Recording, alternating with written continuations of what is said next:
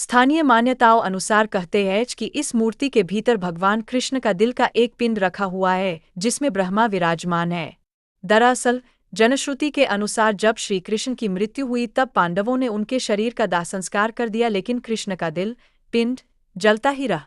ईश्वर के आदेशानुसार पिंड को पांडवों ने जल में प्रवाहित कर दिए। उस पिंड ने लट्ठे का रूप ले लिए। राजा इंद्रद्युम्न, जो कि भगवान जगन्नाथ के भक्त थे, को यह लट्ठा मिला तो उन्होंने इसे जगन्नाथ की मूर्ति के भीतर स्थापित कर दिए। उस दिन से लेकर आज तक वह लट्ठा भगवान जगन्नाथ की मूर्ति के भीतर है।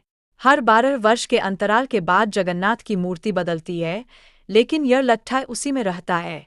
हालांकि यह शोध का विषय हो सकता है, नहीं हुआ था यदुवंश का नाश।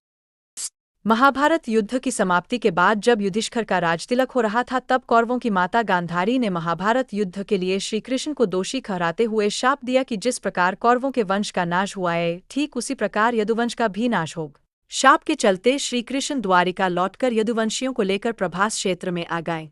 कुछ दिनों बाद महाभारत युद्ध की चर्चा करते हुए सात्यकी और कृतवर्मा में विवाद हो गए। सात्यकी ने गुस्से में आकर कृतवर्मा का सिर काट दिए। इससे उनमें आपसी युद्ध भड़क उठा और वे समूहों में विभाजित होकर एक दूसरे का संहार करने लगे। इस लड़ाई में श्रीकृष्ण के पुत्र प्रद्युम्न और मित्र सात्यकी समेत सभी यदुवंशी मारे गए थे। केवल बब्रू और दारुक ही बचे रह गए थे। यदुवंश के नाश के बाद कृष्ण के ज्येष्ठ भाई बलराम समुद्र तट पर बैठ